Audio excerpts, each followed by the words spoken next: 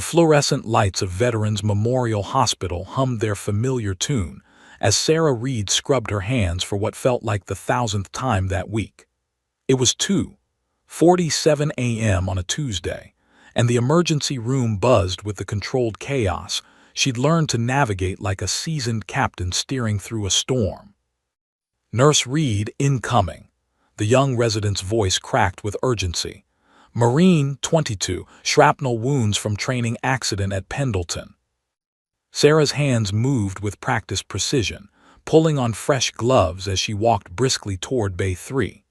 At 52, her blonde hair had begun showing streaks of distinguished silver, pulled back in the same no-nonsense bun she'd worn for 30 years.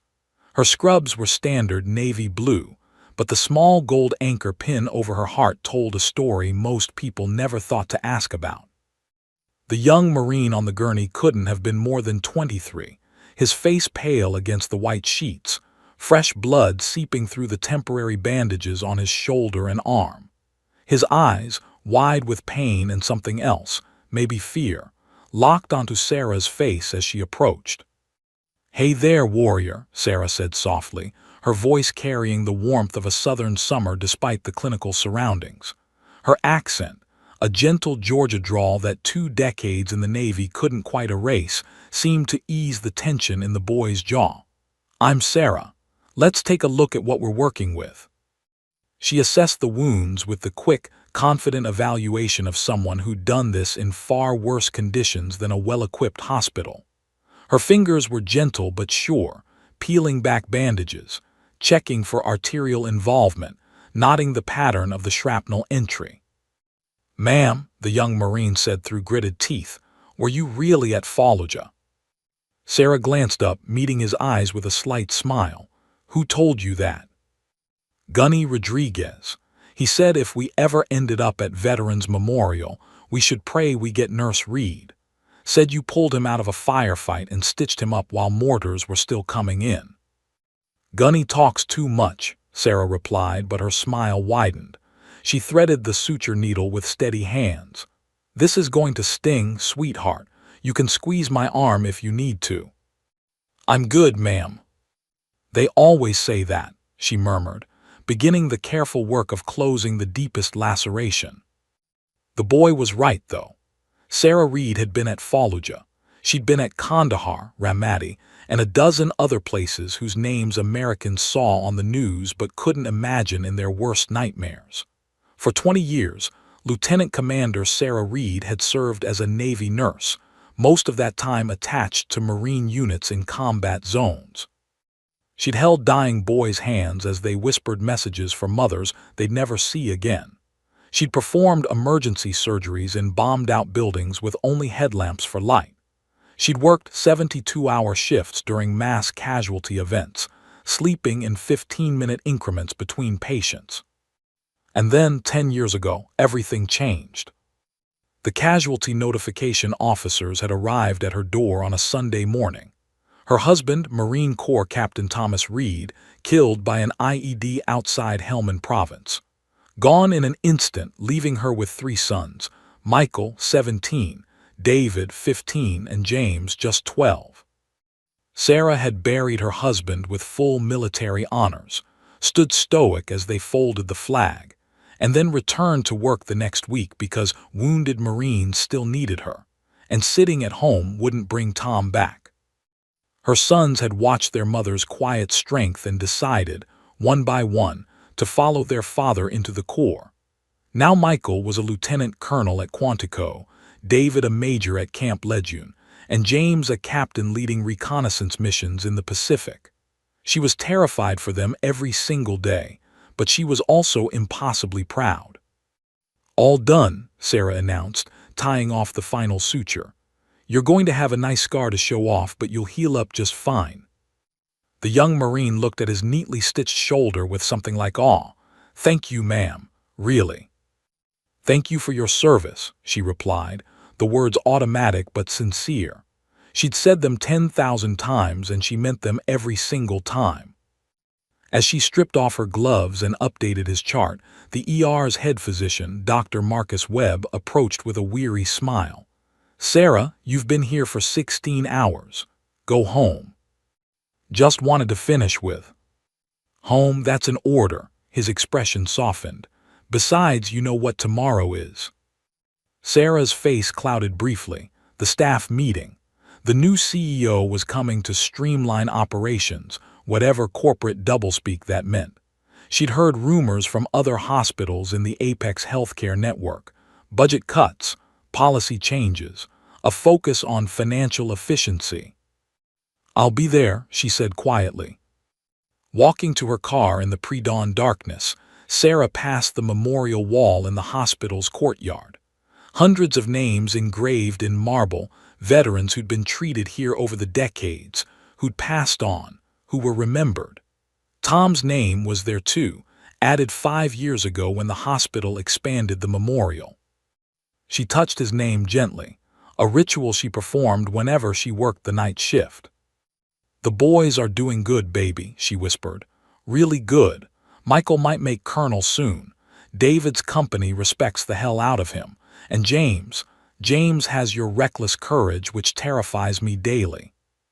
A cool breeze rustled the memorial flags. "Big changes coming to the hospital. New CEO, probably gonna make waves," she smiled sadly. "You know me, I'll fight for these kids as long as they let me."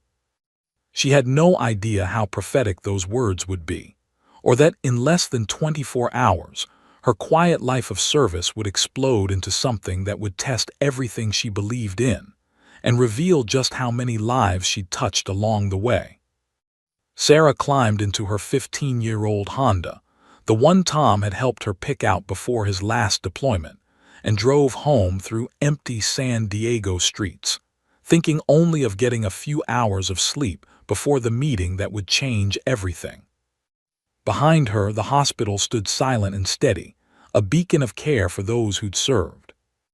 Inside those walls, hundreds of Marines had been saved by her skilled hands.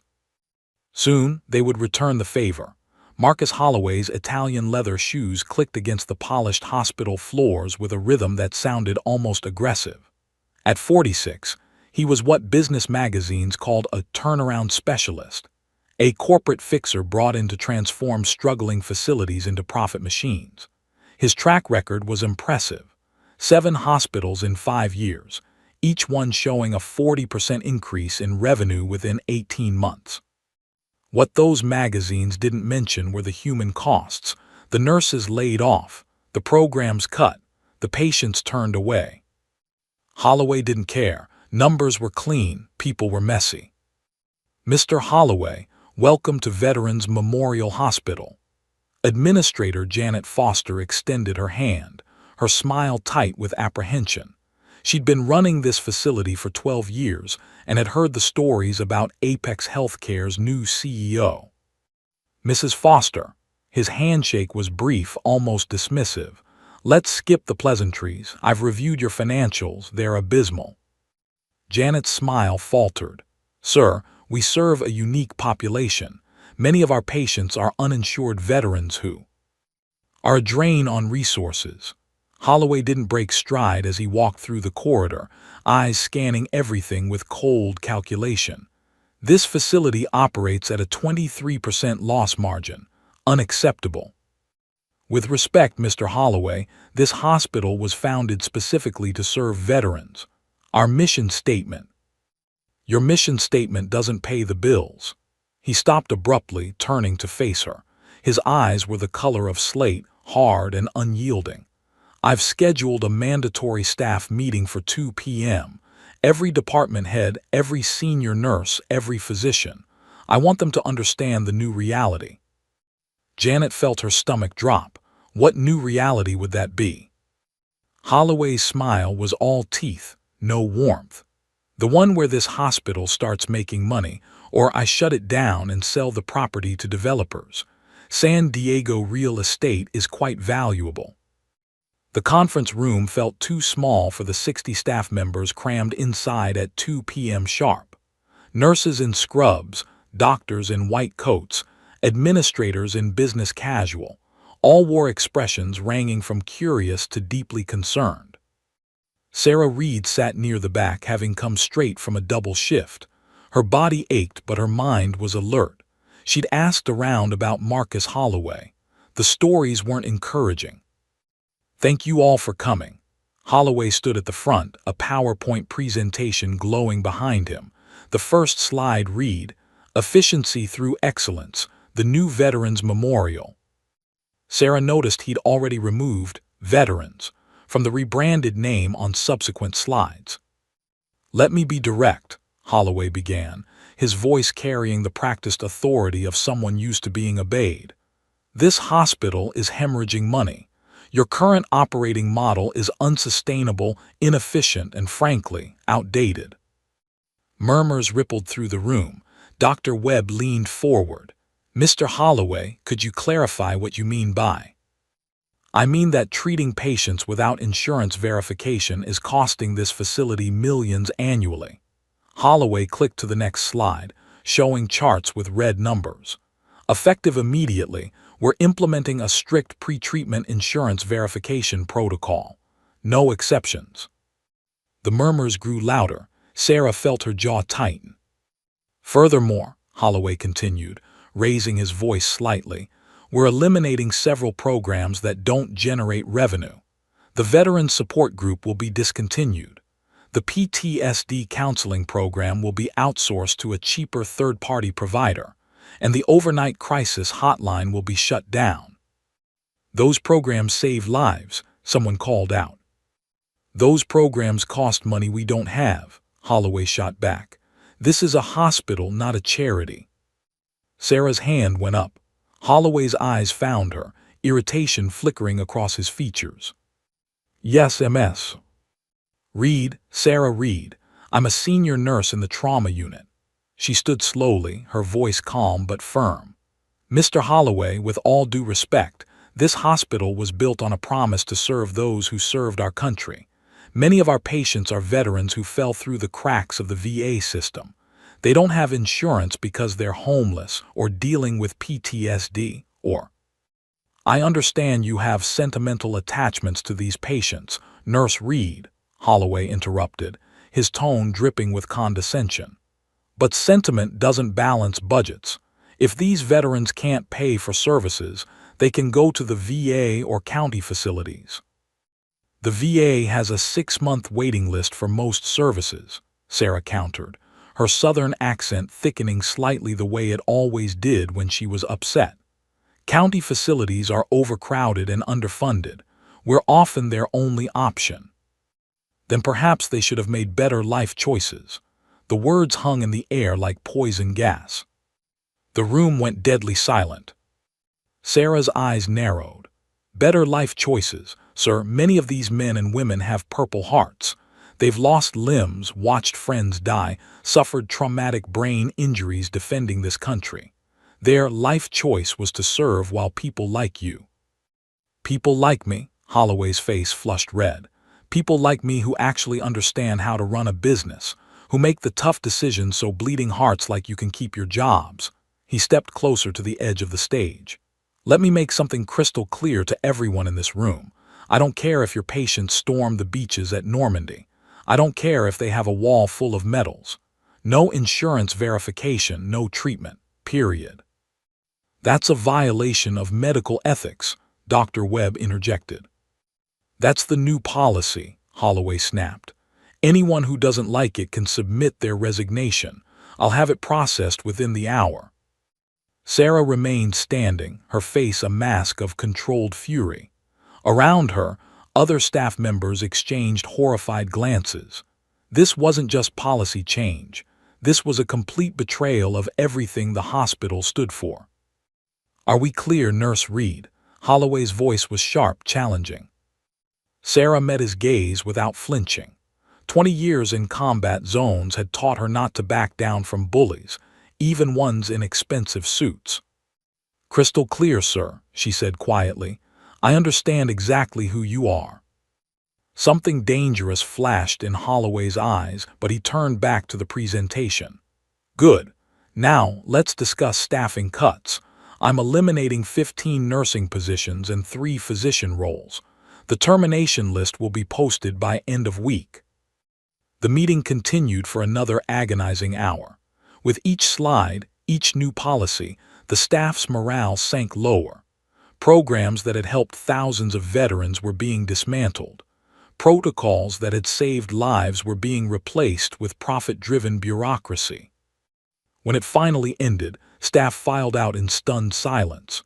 Sarah remained in her seat, staring at nothing, her mind racing. Dr. Webb approached her. "Sarah, be careful. Holloway's not someone you want as an enemy." "Too late for that," she murmured. "I'm serious. I've seen his type before. He'll look for any excuse to get rid of people who challenge him." Sarah stood, gathering her bag. "Marcus, I've faced down insurgents in Fallujah. I've performed triage during mortar attacks. I've held dying Marines in my arms." She looked at him with eyes that had seen too much to be afraid of a corporate bully. "I'm not scared of a man in a suit who's never served anything but his own bank account." "That's what worries me," Dr. Webb said softly.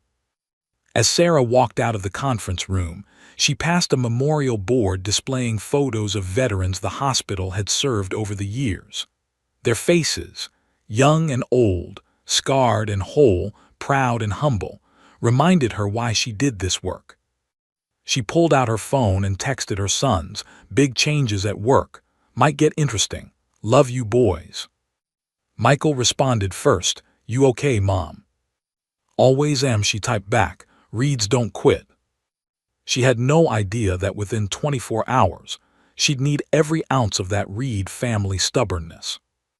Or that Marcus Holloway's arrogance would lead to a moment that would change everything.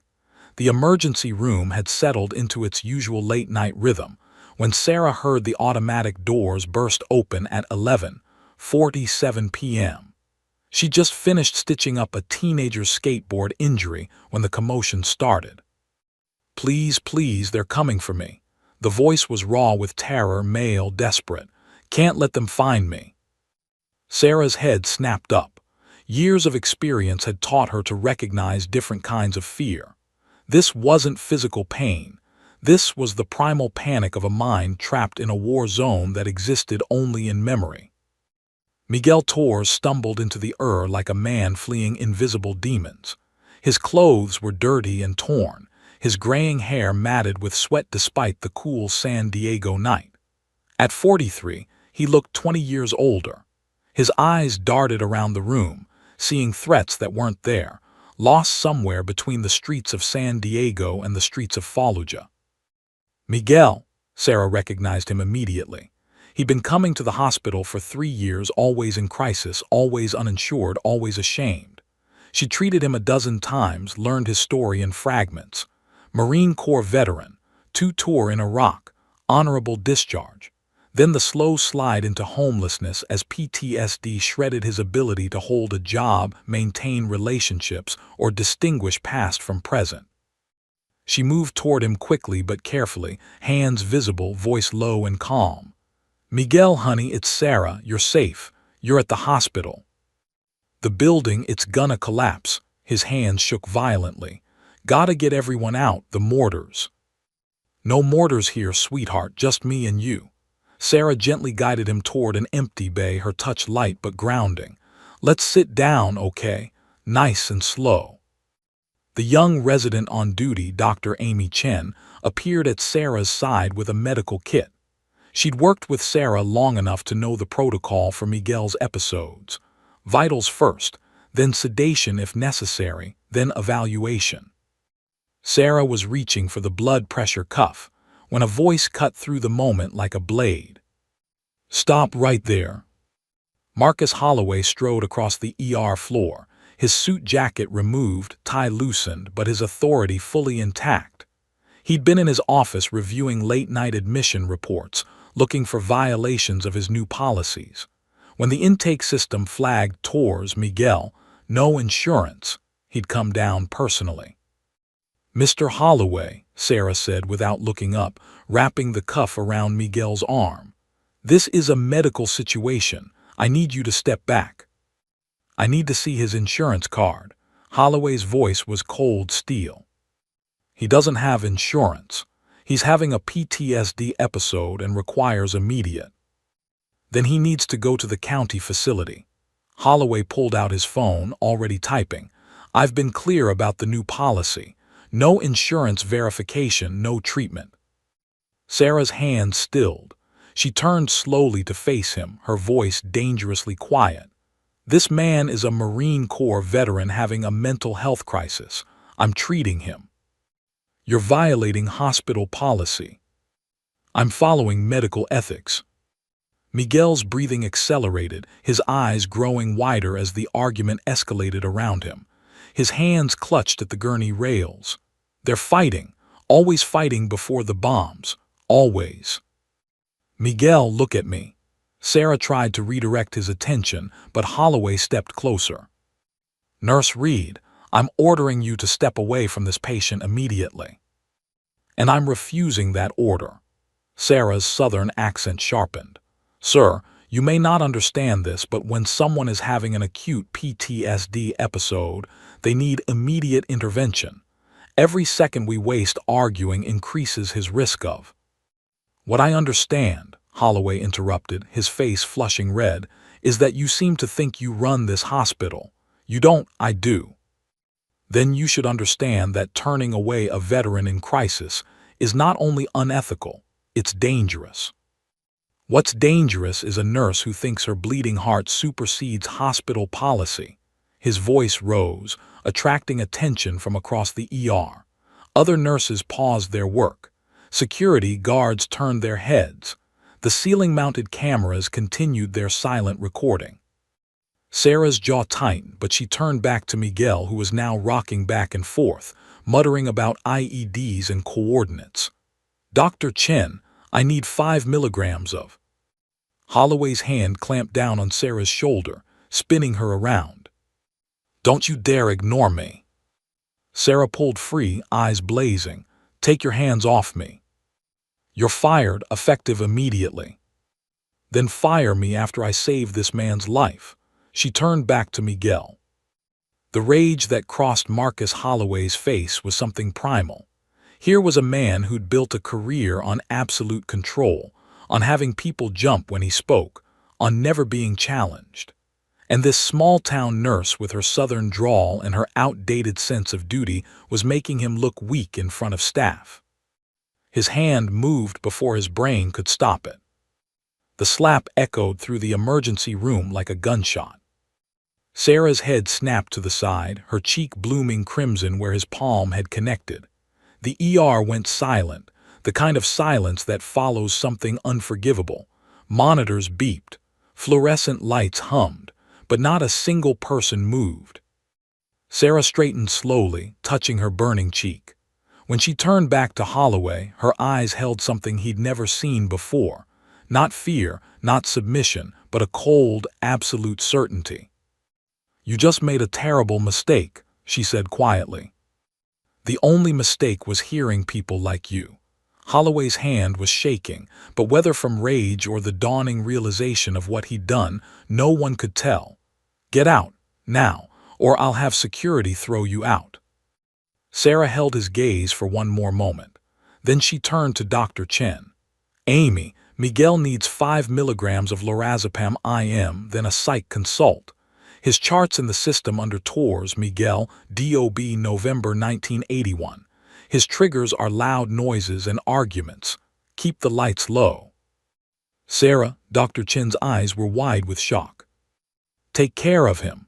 Sarah's voice was soft but firm. She looked down at Miguel, who had curled into himself, hands over his ears. Miguel, sweetheart, Dr. Chen is going to help you, okay? You're safe. She gathered her bag, maintaining her dignity even as her cheek throbbed. As she walked past the nurse's station, she paused at the charge nurse. Document everything in the incident report, everything. Already doing it, the nurse whispered, fingers flying across the keyboard. Sarah walked through the ER, past the stunned faces of colleagues who'd worked with her for years, past the security guards who looked away, ashamed, past the patients who sensed something significant had just happened. Marcus Holloway watched her go, his hand still tingling from the impact.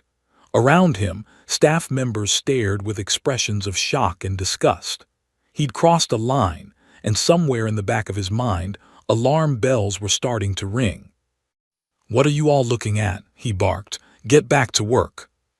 They moved but slowly, reluctantly, and in their eyes he saw something that money and power couldn't control. Contempt. Above it all, the security cameras had captured everything. Every word, every gesture, every second of Marcus Holloway raising his hand to a nurse who'd spent 20 years serving her country. The footage was already automatically uploading to the hospital's secure server. Within 12 hours, it would be everywhere. Sarah's hand shook as she tried to fit her key into the front door lock. 3 attempts. On the 4th try, the key slid home, and she stumbled into her small bungalow in Pacific Beach, the one she and Tom had bought 23 years ago when it was all they could afford on military pay. The house was dark and quiet, too quiet. She dropped her bag by the door and walked to the bathroom on autopilot. The face in the mirror stopped her cold. Her left cheek was swollen, darkening into an ugly purple bruise that spread from her cheekbone to her jaw, a thin split in the skin where Holloway's ring had caught her. Sarah touched it gently and felt the sting all over again. But it wasn't the physical pain that made her sink onto the edge of the bathtub, head in her hands. It was the humiliation, the violation, the fact that she'd spent 20 years in war zones without anyone laying a hand on her in anger, only to be assaulted in the hospital where she'd healed thousands. "Don't cry," she whispered to herself. "Reid women don't cry." But the tears came anyway, hot and angry, streaming down her face as 30 years of holding it together finally cracked. For Tom, killed in a war that took too many good men. For her boys, who she sent off to serve knowing they might not come home. For every broken veteran she'd tried to save. For Miguel, still trapped in his nightmare while she'd been forced to walk away. Her phone buzzed. She ignored it. It buzzed again and again. Finally, she pulled it from her pocket. The screen showed a familiar name, Captain James Reid. Sarah almost didn't answer. Her youngest son had a sixth sense about her. He always knew when something was wrong. She'd managed to hide most of her struggles over the years, the financial strain of raising 3 boys alone, the nights she cried herself to sleep after particularly bad days at the field hospital, the crushing loneliness after Tom died. But she'd never been able to hide anything from James. The phone kept ringing. If she didn't answer, he'd just keep calling. Or worse, he'd call his brothers, and then all 3 of them would be worried. "Hey, baby," she answered, trying to inject normalcy into her voice. "Mom." His voice was warm, the slight rasp that reminded her so much of Tom. "Just calling for our weekly check-in. How's my favorite nurse?" "Oh, you know, same old, same old." The lie tasted bitter. Silence on the other end. "Too long, Mom." "Yes, sweetheart." "What happened?" "Nothing happened. I'm just tired, double shift in." "Mom." His voice changed, became the tone he used with his Marines, the one that demanded truth. "I can hear it in your voice. Something's wrong. What happened?" Sarah closed her eyes. She'd taught her boys never to lie, which meant she couldn't either. Just trouble at work. New CEO, policy changes, you know how it is. "What kind of trouble?" "James, really, it's nothing I can't." "Mom, I'm not hanging up until you tell me what's wrong. I've got all night." A pause. "Are you crying?" "Damn it, I'm fine." "You're crying. Mom, talk to me, please." The concern in his voice broke something in her. The whole story spilled out. Holloway's policies, the staff meeting, Miguel's episode, the confrontation. When she got to the part about the slap, she heard James's sharp intake of breath. "He hit you." His voice was deadly quiet. "James. He put his hands on you and hit you." "Baby, listen, I don't want you to." "Where is he? Where does this piece of—" James caught himself, his breathing harsh over the phone. "Mom, give me his full name right now." "James Reid, you will do no such thing. I'm handling this through proper channels. I'll file a report, talk to HR, maybe get a lawyer." "A lawyer?" James's voice rose. "Mom, he assaulted you, and you were trying to help a Marine. Do you understand what you're saying?" Sarah could hear him moving, the sounds of a barracks room in the background. "James, where are you going?" "I'm calling David and Michael." "No, James, please, I don't want this to become a big thing. I just need to process and—" "Mom, stop." His voice cracked slightly. "Do you know how many times your name has been mentioned in my presence? How many Marines I've met who served with you, who you treated, who you saved?" Sarah was quiet. "Last month I met a gunnery sergeant at a joint exercise. Older guy, must have been close to retirement. When he found out I was James Reid, you know what he did? He actually teared up. Said Lieutenant Commander Sarah Reid pulled him out of a burning vehicle in Ramadi and kept him alive for 6 hours until medevac could arrive. He showed me pictures of his grandkids and said he never would have met them without you." "James." "I hear stories like that constantly, Mom. Do you understand? You're not just my mother, you're a legend. And some corporate asshole put his hands on you for trying to help one of our own." Sarah heard keyboard clicks in the background. "What are you doing?" "Sending an email. The Marine Corps has something you don't have." "What's that?" "A network, a brotherhood, and that brotherhood doesn't forget its own." Within 5 minutes of hanging up with his mother, Captain James Reid had sent encrypted messages to his brothers. Major David Reid was in a planning meeting at Camp Lejeune when his phone vibrated. He read the message once, twice, then excused himself from the room with an expression that made his fellow officers nervous. Lieutenant Colonel Michael Reid was reviewing training reports at Quantico when his alert chimed. He read it standing up, and his hands slowly clenched into fists. 3 Reid brothers, separated by thousands of miles, united by one message. Mom was assaulted. CEO named Marcus Holloway. Veterans Memorial Hospital, San Diego. She needs us. But the brothers didn't stop there. David called his company first sergeant, a crusty veteran named Rodriguez who'd served 2 tours with Sarah in Afghanistan. "First sergeant, I need you to spread the word. Nurse Reid. You remember her?" "Sir, everyone remembers Nurse Reid. What's wrong?" When David explained, Rodriguez's response was immediate. "I'll make some calls." Michael reached out to his battalion commander, who'd had 3 Marines saved by Sarah during the Kandahar deployment. The commander's response: "Give me 1 hour." James contacted his platoon, many of whom had heard stories about the legendary Navy nurse who'd kept a Marine patrol alive after an ambush in hostile territory. The calls spread like wildfire through military networks, encrypted emails, secure messaging apps, phone calls at midnight. Each message contained the same essential information. Sarah Reid had been assaulted while trying to help a Marine veteran. She needed support. By 3 a.m., the story had reached 3 generals. General Robert Matheson, retired, living in Virginia, woke to his phone ringing. The caller was a Marine he'd commanded 15 years ago. "Sir, sorry to wake you, but you need to know something about Lieutenant Commander Reid." Matheson sat up instantly. "Sarah, is she all right?" When he heard the story, he was quiet for a long moment. Then, "I owe that woman my life. She pulled me from a burning Humvee in Ramadi when everyone else had written me off. What do you need?"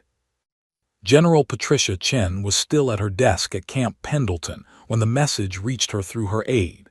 She remembered Sarah from a brutal Afghan winter when Sarah had kept her logistics unit operational through a meningitis outbreak that should have decimated them. General William Bull Harrison, the most decorated Marine of his generation, received the news from his son, a son who would have died at 19 if not for Sarah Reid's refusal to give up during a mass casualty event. 3 generals, 3 different locations, 3 shared memories of a Navy nurse who'd gone above and beyond. They conferenced in at 4 a.m. "Gentlemen," Matheson said, his voice gravelly with age and anger. "I believe we have a situation that requires our immediate attention." "Agreed," Chen replied. "What are you thinking?" "I'm thinking," Harrison said slowly, "that in 24 hours we pay our respects to Nurse Reid, in person, in uniform, with cameras present." "I'll make the arrangements," Matheson confirmed. "And the CEO?" Chen asked. Harrison's smile was cold. "By the time we're done, Marcus Holloway will wish he'd never heard the name Sarah Reid." Marcus Holloway's phone started ringing at 5:47 a.m. He ignored it, rolling over in his king-sized bed in his luxury downtown condo. It rang again, and again. By the sixth call, he grabbed it with a curse. "This better be important." "Mr. Holloway, it's Janet Foster. We have a situation." The hospital administrator's voice was tight with stress. "You need to get down here, now. It's not even 6 in the morning. Whatever it is can wait until." "Sir, there are veterans outside the hospital, in uniform, a lot of them." Holloway sat up. "So call security and have them removed." "They're not breaking any laws, they're just standing there, and sir, there's video." "What video?" "A pause, of last night, of you and Nurse Reid. It's spreading." Holloway's blood went cold. "What do you mean, spreading?" "It's on every military forum, social media group, veteran network. I've had 17 media calls in the last hour asking for comment. Sir, you need to see this."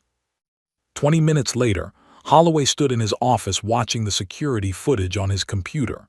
There he was, clear as day, slapping Sarah Reid across the face. The audio picked up everything: his dismissive tone, her calm professionalism, his final violent act. How did this get out? His voice was dangerously quiet. Janet Foster stood near the door, looking like she wanted to be anywhere else. "The footage automatically uploads to our secure server. Someone with access must have downloaded it. Find out who, fire them." "Sir, I don't think that's our biggest problem right now." Holloway pulled up his email, 47 messages, most marked urgent. The first was from Apex Healthcare's board chairman: "Call me immediately. Do not speak to press." The second was from the hospital's legal team: "We need to discuss immediate damage control." The third was from a reporter at the San Diego Tribune, seeking comment on assault allegations. He scrolled through social media on his phone. The video was everywhere. But it wasn't just the video, it was the comments, thousands of them, from active duty service members and veterans. "That's Nurse Reid. She saved my life in Kandahar. She treated my entire unit after an IED attack, worked 48 hours straight. My brother would be dead if not for her. Who does this suit think he is? She's a legend. This is how we treat our heroes." The hashtag Justice for Nurse Reid was already trending. "Sir," Janet said quietly, "you should look outside." Holloway walked to the window. The sight below made his stomach drop. Dozens of veterans lined the sidewalk in front of the hospital. More were arriving by the minute. They wore dress uniforms, some with chests full of medals. Others wore Marine Corps jackets, Navy shirts, Army caps. Some were young, fresh-faced. Others were elderly, some in wheelchairs, some with prosthetic limbs. They weren't chanting or protesting. They were simply standing at attention, forming a human wall of silent judgment. A few held signs: "We stand with Nurse Reid and veterans remember." News vans were already setting up across the street. "Make them leave," Holloway demanded. "They're on public property. They have every right to be there." "Then ignore them, get back to work, business as usual." But it wasn't business as usual. By 8 a.m., 3 major board members had called emergency meetings. By 9 a.m., 2 hospital sponsors announced they were reviewing their partnership with Apex Healthcare. By 10 a.m., the hospital's main donors, many of them veterans organizations, had issued a joint statement condemning the assault and demanding Holloway's immediate termination. Holloway sat in his office, watching his carefully constructed career implode in real time. His phone buzzed with a text from the board chairman. "Do not make any statements. Lawyer up. This is bad." How bad could it be? He'd hit an insubordinate employee. Yes, it looked bad on video, but surely once people understood the context, the policy violations, His thoughts were interrupted by his assistant. "Sir, there are 3 reporters in the lobby asking for a statement." "Tell them no comment." "They're asking specifically about Nurse Reid's military service record. Apparently she has quite an extensive." "I don't care if she personally won World War II. No comment." But the reporters had done their homework. By noon, Sarah's service record was public knowledge: 20 years in the Navy, 2 Silver Stars for Valor, 3 Navy and Marine Corps Commendation Medals, service in every major conflict from Bosnia to Afghanistan, the Angel of Fallujah, some Marines called her. And Marcus Holloway had slapped her on camera for trying to help a Marine veteran. The optics were devastating. At Camp Lejeune, Major David Reid stood before his company. "Listen up, Marines. Some of you have heard the rumors. Yes, Nurse Sarah Reid is my mother. Yes, she was assaulted last night while trying to treat a Marine veteran having a PTSD crisis." The company erupted in angry murmurs. David held up a hand. "I'm not asking any of you to do anything. But if any Marine in this company happens to be near San Diego in the next 24 hours and wants to pay respects to a Navy nurse who's saved countless Marine lives, well, I can't stop you from exercising your First Amendment rights on your personal time." By afternoon, Marines from Camp Pendleton were requesting personal time. Sailors from Naval Base San Diego were doing the same. Word spread to Army and Air Force bases. The gathering outside Veterans Memorial Hospital swelled from dozens to hundreds. At Quantico, Lieutenant Colonel Michael Reid made a phone call to the Marine Corps Times. "You want a story? I'll give you a story. My mother, Navy Lieutenant Commander Sarah Reid, served 20 years patching up Marines in combat zones. Last night, she was assaulted by a corporate CEO for trying to help a homeless Marine veteran. Here's her service record." The article went live within hours. At sea, Captain James Reid sent a message to his reconnaissance team. "Personal matter. My mother needs support. Details attached." Within minutes, his entire unit had shared the story across their networks. The storm was building, but the real thunder hadn't arrived yet. In Virginia, General Robert Matheson packed his dress blues and booked a flight to San Diego. At Camp Pendleton, General Patricia Chen made arrangements for a Marine Honor Guard and transportation. In Maryland, General William Bull Harrison contacted his media relations team. "I need cameras," he said simply. "Lots of them." They compared notes in a conference call. 24 hours, Matheson confirmed. "We arrived together full dress with honors." "The media will eat this up," Chen noted. "Good," Harrison replied. "Let them. It's time people understood what it means to disrespect someone who spent their life serving those who serve." "What about the CEO?" Matheson asked. Harrison's laugh was harsh. "By the time we're done, he'll be lucky to get a job managing a parking lot." Meanwhile, at her small bungalow, Sarah Reid sat in her kitchen drinking coffee, unaware of the maelstrom she'd unleashed. Her phone had been ringing constantly. Reporters, colleagues, veterans she'd treated years ago, but she'd turned it off. She'd filed a police report, documented her injuries, contacted a lawyer, done everything by the book. Now she just felt tired. A knock at her door made her jump. She peered through the window and saw her neighbor, Mrs. Chen, an elderly Korean War veteran's widow.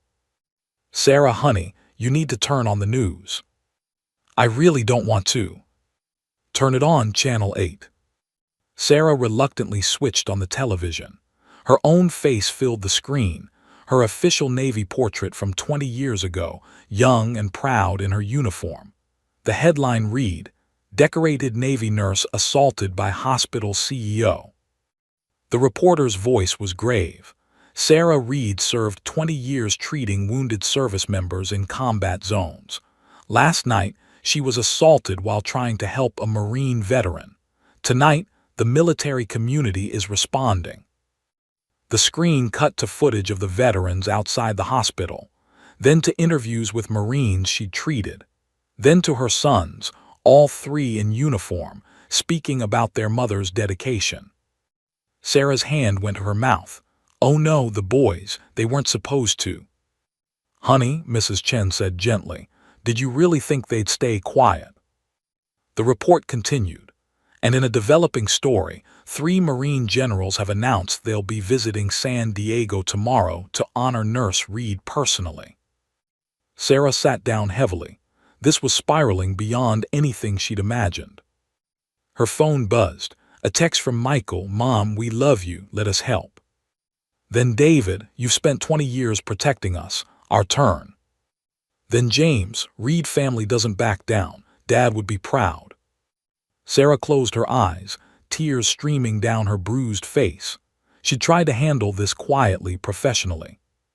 Her boys had other plans. And so, apparently, did 3 generals. Tomorrow was going to change everything.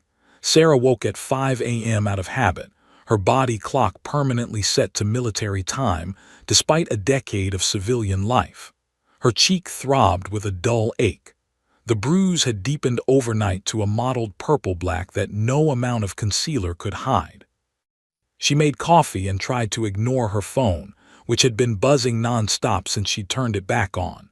Text messages numbered in the hundreds. Voicemails from reporters, colleagues, veterans she hadn't heard from in years.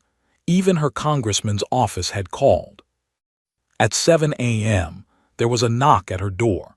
She opened it to find her 3 sons standing on her porch in full dress uniform, their faces a mixture of concern and barely controlled fury. Boys, her voice broke, what are you doing here? Where else would we be? Michael, her oldest, pulled her into a gentle hug, careful of her injured face. David and James wrapped their arms around both of them. Mom, James said quietly, we're not letting you go through this alone. You all took leave, but your duties are important, David finished, but not as important as this, not as important as you. They sat in her small kitchen, the same table where she'd helped them with homework, where they'd shared meals after Tom's funeral, where she'd sent each of them off to boot camp with tears she'd only let fall after they'd left. 3 generals are coming today, Michael said, watching her face. Did you know? Sarah shook her head. Generals don't make house calls for nurses. They do for you, James said. Mom, do you really not understand what you mean to people? How many lives you've saved? Before Sarah could answer, her phone rang. An unfamiliar number with a Virginia area code. Ms. Reid, this is General Robert Matheson. We met in Ramadi 2006. Sarah's breath caught. General Matheson, yes, sir, I remember, the Humvee fire. You pulled me out of that vehicle when everyone else had given up on me. You kept me alive for 6 hours with minimal supplies and insurgents firing on your position. His voice was thick with emotion. Ma'am, I heard what happened to you. I'm currently en route to San Diego with Generals Chen and Harrison. We'll be arriving at Veterans Memorial Hospital at exactly 11:47 a.m., 24 hours after you were assaulted. Sir, that's really not necessary. With respect, ma'am, it absolutely is. We're coming to honor you. The media will be there. We want the world to see what happens when someone disrespects a military hero. I'm not a hero, sir. I just did my job. That's what heroes always say. A pause. Ms. Reid, will you be there, at the hospital? Sarah looked at her sons, all watching her with pride in their eyes. Yes, sir, I'll be there. By 11 a.m., Veterans Memorial Hospital was surrounded. The crowd of veterans had grown to over 500, creating a corridor of honor from the street to the main entrance. News helicopters circled overhead. Every major network had crews on scene. Marcus Holloway watched from his office window, his face pale. His lawyer sat beside him, along with two board members who'd flown in overnight for crisis management. "They can't do this," Holloway muttered. "It's a publicity stunt." "It's three Marine generals honoring a decorated veteran," his lawyer replied flatly. "There's nothing we can do to stop it. Our focus needs to be on damage control." "Damage control? I'm the victim here. That nurse violated policy." "Mr. Holloway," the board chairman's voice was ice. "You assaulted an employee on camera, a decorated military veteran, while she was trying to help a Marine in crisis. There is no universe in which you come out of this looking good." At 11:45 a.m., three black SUVs arrived with military police escorts. The vehicles stopped at the hospital entrance, and the crowd of veterans snapped to attention in perfect unison. The doors opened. General Robert Matheson emerged first, 72 years old but ramrod straight in his dress blues, his chest heavy with medals earned over 4 decades of service. His silver hair gleamed in the San Diego sun. General Patricia Chen followed, the highest-ranking female Marine in the Pacific Theater, her uniform immaculate, her bearing commanding absolute respect. General William Bull Harrison came last, a living legend, the most decorated Marine of his generation. At 80, he moved with the careful dignity of a man who'd earned every step. Behind them, a Marine honor guard in dress blues formed up, rifles at present arms. The cameras captured everything. Sarah arrived with her sons just as the generals were approaching the entrance. She tried to dress professionally, simple black pants, a modest blouse, but nothing could hide the bruise on her face. "Mom ready?" Michael asked. "I don't know what I'm supposed to do," she whispered. "Just be yourself," David said. "That's all they want to see." The generals spotted her immediately.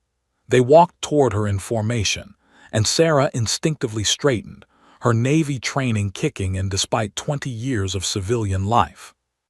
"Lieutenant Commander Sarah Reid," General Matheson's voice carried across the suddenly silent crowd. "Permission to approach, ma'am."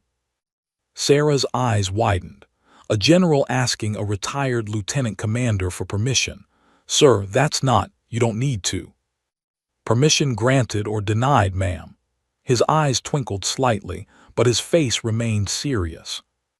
"Permission granted, sir," she said softly. The three generals approached and, in perfect synchronization, saluted her. Sarah's hand came up automatically, returning the salute even as tears began streaming down her face. "Ma'am," General Chen spoke next, her voice clear and strong, "we're here today to honor your service to the United States Navy and to the countless Marines whose lives you've saved over 2 decades of dedication." General Harrison stepped forward, holding a wooden case. He opened it to reveal the Civilian Service Medal, the highest honor given to civilians who serve the military community. "Sarah Reid," his gravelly voice commanded attention, "for extraordinary service to the United States Marine Corps, for valor under fire, for dedication beyond measure, and for embodying the very best of what it means to serve, we present you with this medal." He placed it around her neck. The crowd erupted in applause. Sarah touched the medal with shaking fingers, completely overwhelmed. Her sons stood at attention behind her, fighting their own tears.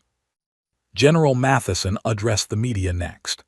"Yesterday, this woman, who has saved hundreds of Marine lives, who has served in every major conflict for 20 years, who represents the very best of American dedication, was assaulted by a corporate CEO for trying to help a Marine veteran in crisis."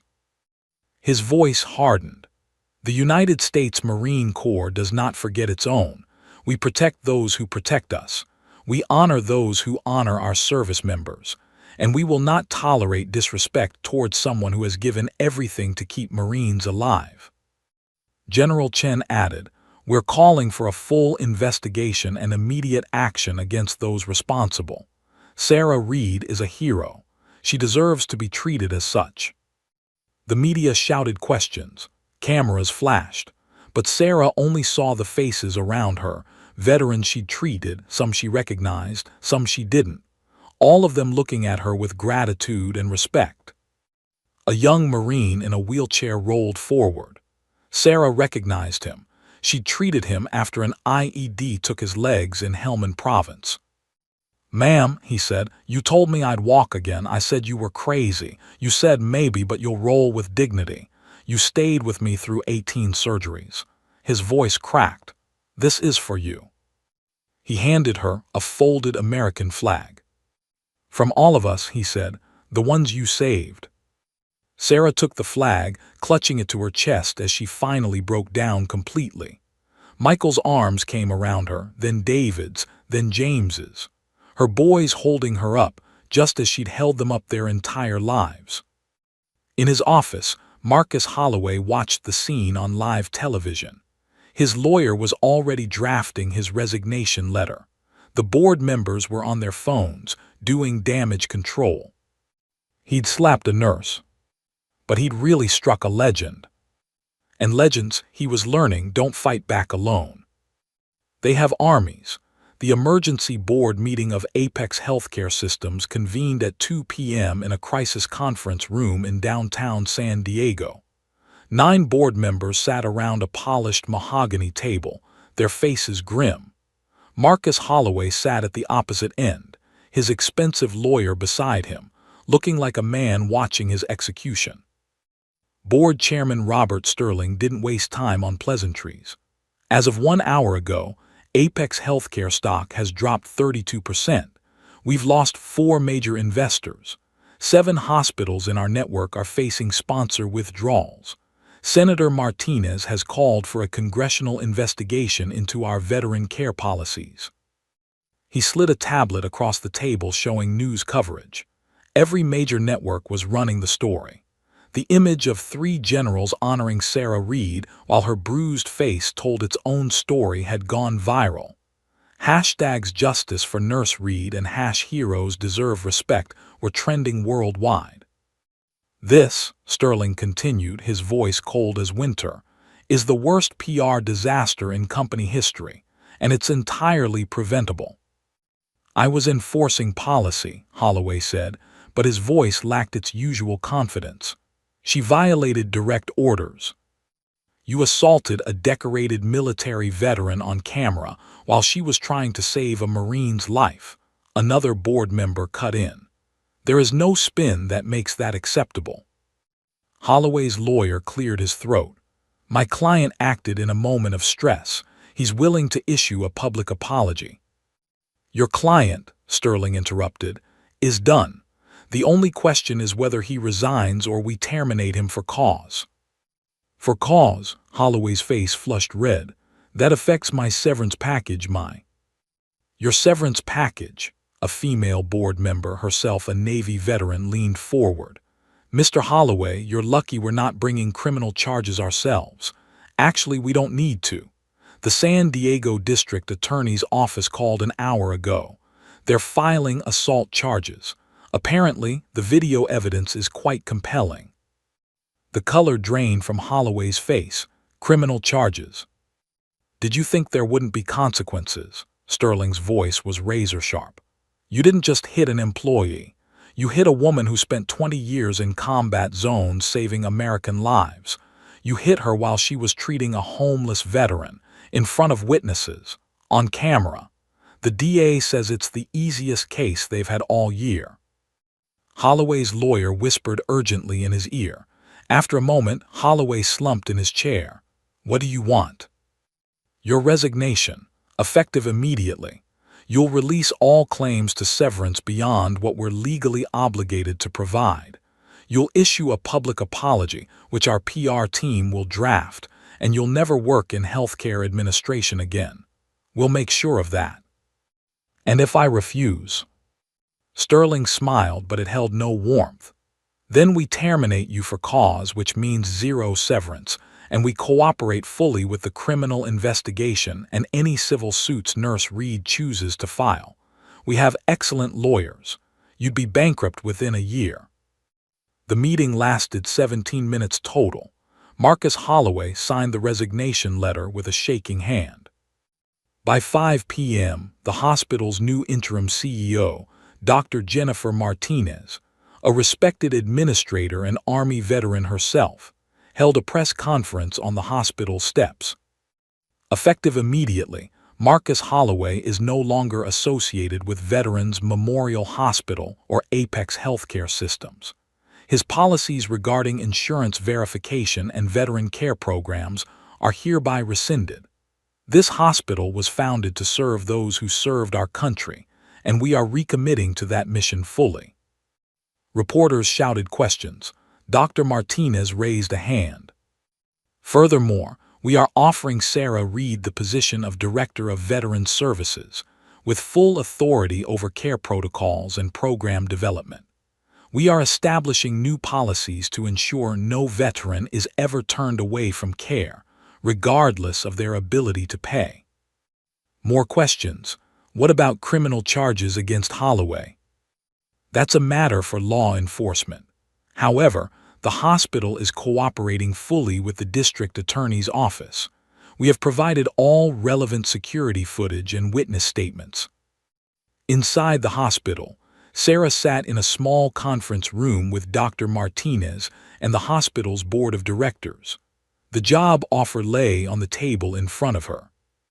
Ms. Reid, Dr. Martinez said gently, I understand this is overwhelming. You don't need to decide today. Sarah looked at the contract. Director of Veteran Services, a position created specifically for her, full authority to design programs, a salary nearly double what she'd been making, the ability to help veterans on a systemic level, not just one patient at a time.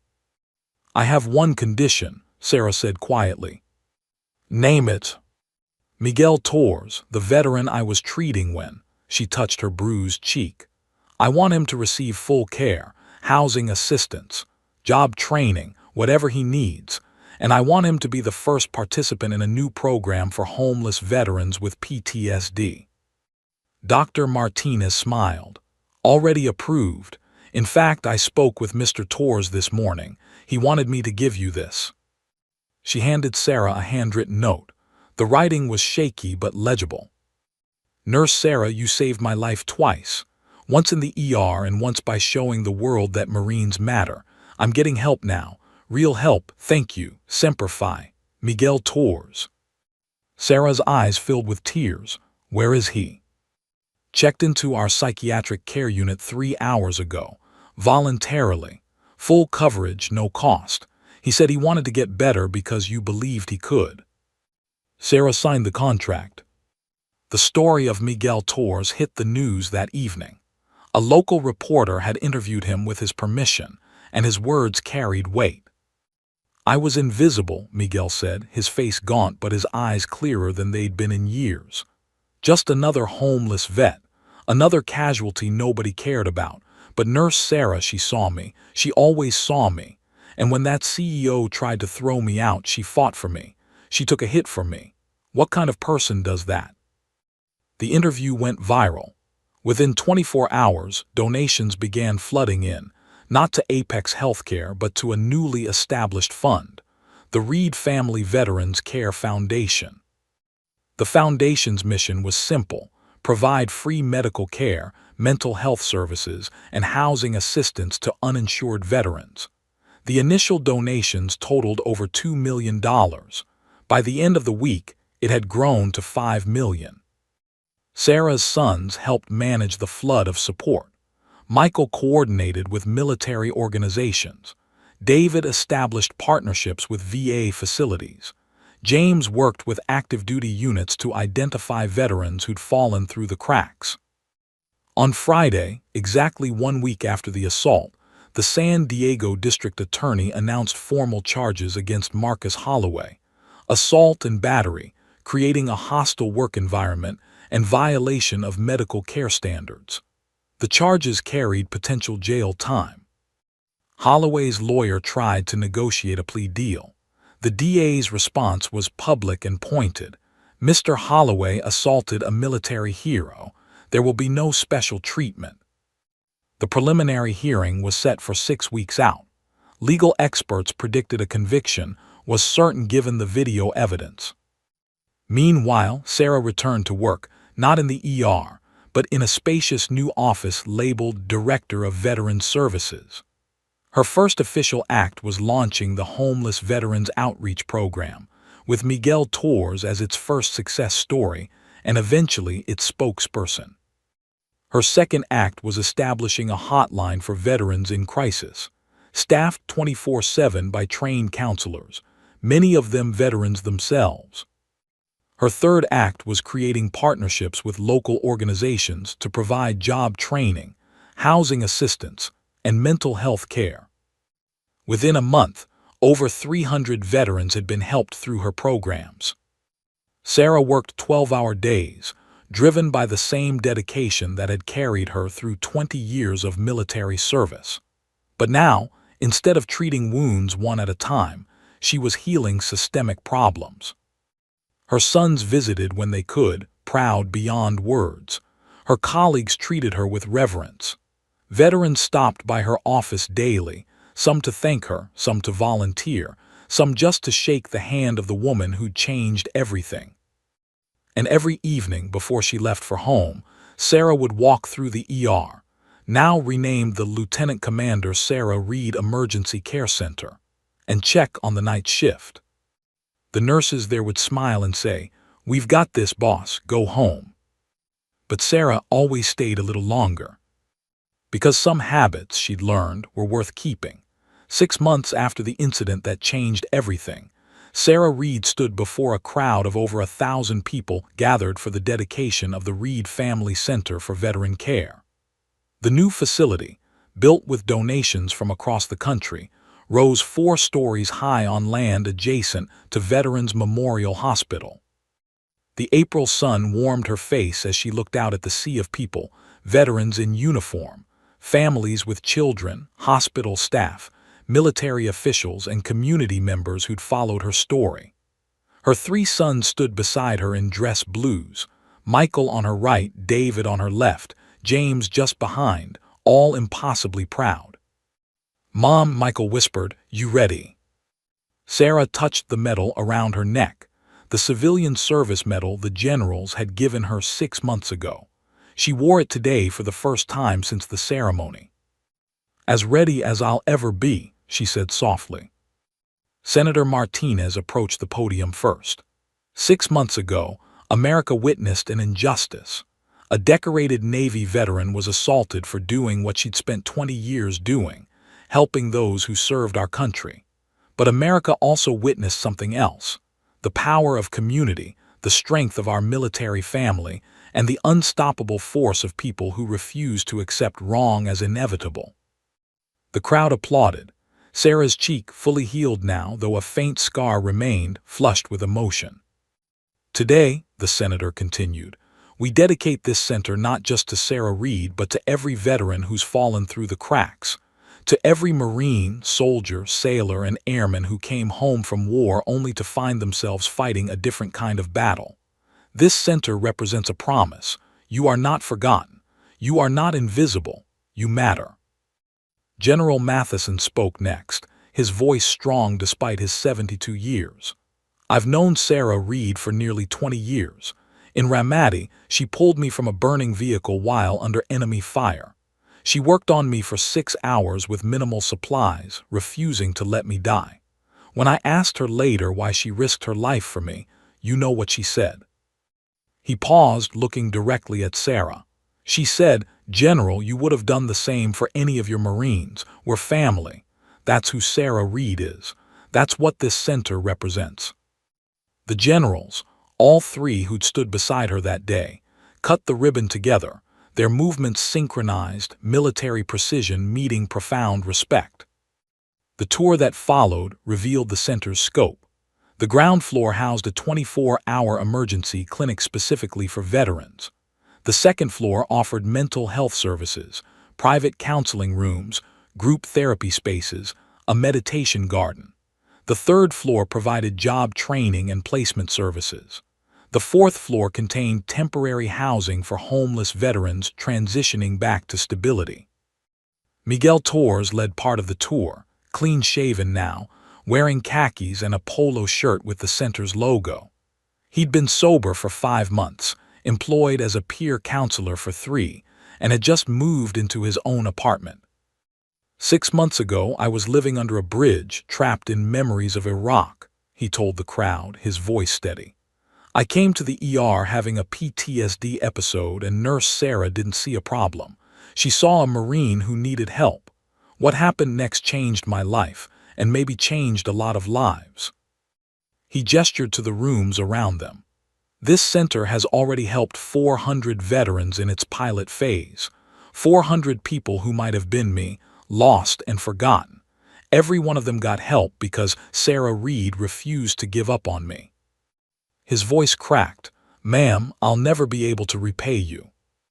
Sarah stepped forward and hugged him. Miguel, you just did. Every veteran you help, every life you touch, that's the repayment. Pass it forward. The evening celebration moved to the hospital's courtyard, where the memorial wall had been expanded. New names had been added, including a special section, in honor of those who serve our service members. Sarah's name was there. So were the names of other nurses, doctors, and counselors who dedicated their lives to veteran care. Tom Reid's name remained where it had always been, among the fallen. Sarah stood before it as the sun set, her sons flanking her. Hey baby, she whispered, touching his engraved name. Wish you could see this. The boys are doing so good. Michael's up for full colonel. David's been recommended for battalion command. James is. Well, James is still giving me heart attacks with his missions, but he's thriving. She smiled through tears. And me, I'm helping more veterans than I ever could have in the ER. It's good work, Tom, the kind you would have been proud of. He is proud, Mom, Michael said quietly. We all are. A young Marine approached hesitantly, no more than 19, with fresh burns on his arms, recently treated from the looks of the bandages. Ma'am, Nurse Reid. Sarah turned, immediately shifting into assessment mode. Are you okay? Do those burns need? No, ma'am, I'm fine, He struggled with the words. I'm Private First Class Danny Rodriguez. My dad was Gunnery Sergeant Rodriguez. He served with you in Afghanistan. Sarah's eyes widened. Gunny Rodriguez, is he? He's here, ma'am. He wanted me to give you this. The young Marine handed her an envelope. Inside was a photo, Gunny Rodriguez, older now but smiling, surrounded by 5 children and a beautiful wife. On the back he'd written, Sarah, you saved my life in 2009. Because of you I got to meet my wife, raise my kids, and watch my oldest son join the Corps. He's at Pendleton now. Thank you for giving me this life. Semper Fi. Gunny R. He's watching from the back, Private Rodriguez said. Didn't want to intrude on your big day. Intrude? Sarah was already moving. She found Gunny Rodriguez standing near the memorial wall, older and grayer but still standing tall. When he saw her, tears filled his eyes. Ma'am. Gunny, she hugged him hard. Look at you, look at your family. All because of you. No, Sarah said firmly. Because you fought to live, I just gave you the chance. They talked for an hour, about his kids, his life, the Marines he still mentored. Similar conversations happened all around the courtyard. Veteran Sarah had treated family members of those she'd saved, Marines who'd heard the stories and wanted to meet the legend. As the evening wound down and the crowd thinned, Sarah found herself back in the hospital's ER, old habits. She watched the night shift work, efficient, compassionate, dedicated. A young nurse approached. Director Reid, can I ask you something? Of course, honey. How do you do it? Stay strong when everything's hard, when it feels like you're fighting a losing battle. Sarah thought about the question. 6 months ago, she'd been assaulted for trying to help a veteran. She could have quit, sued for damages, walked away. Instead, she'd fought back, not with anger but with service. and that choice had created ripples that became waves. "You do it one patient at a time," Sarah said finally. "One shift, one day. You do it because someone has to, and you're the one standing there. And you remember that even when you can't save everyone, the ones you do save matter. They have families, futures, lives worth fighting for." The young nurse nodded, absorbing the wisdom. An ambulance pulled up. The radio crackled. "Incoming, Marine from Pendleton, training injury, possible internal bleeding." Sarah's training kicked in automatically. "What do you need?" "Ma'am, you don't have to." "What do you need?" Sarah repeated, already moving toward the bay. The young nurse smiled. "Grab a gown, director, let's save a Marine." 3 years later, Marcus Holloway completed his court-ordered community service at a VA medical center in Phoenix. He'd served 6 months in jail, paid substantial fines, and worked 1,000 hours helping veterans, the very population he'd tried to turn away. The work changed him. Slowly, painfully, he began to understand what he'd failed to see before, that numbers on a balance sheet represented real people with real sacrifices. He would never work in healthcare again. His reputation was permanently damaged. But in quiet moments, he thought about Sarah Reid and the grace she'd shown by not pursuing maximum penalties. She'd let the justice system do its work, then moved on to helping others. It was a lesson he'd spend the rest of his life learning. Present day. Sarah Reid, now 55, arrived at the Reid Family Center at 6 a.m. like always. The center had expanded twice, now serving over 3,000 veterans annually. Her programs had been replicated in 17 cities across the country. She walked through the quiet halls, checking on overnight patients, reviewing charts, ensuring her team had what they needed. In the mental health wing, she paused at Miguel Torres' door.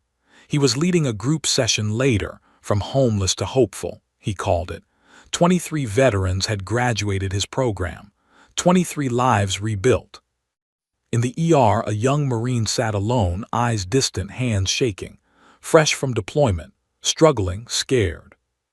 Sarah sat down beside him. "Hey there, warrior, I'm Sarah, let's talk." The Marine looked at her, at the kind eyes, the warm smile, the small anchor pin over her heart. "Your nurse Reid," he whispered. "They told us about you in boot camp, said if we ever needed help, find you." Sarah took his hand. "Well, you found me, and we're going to get through this together, okay?" The Marine nodded, tears finally falling. "Okay." Sarah stayed with him until sunrise, just like she'd done 1,000 times before, because this was who she was, not a director, not a legend, just a nurse who saw people, really saw them, and refused to look away. Outside, the sun rose over San Diego, painting the sky in shades of gold and purple. The American flag flew at full staff above the Reid Family Center, a symbol of the promise America makes to those who serve. A promise that Sarah Reid spent every day keeping. The end.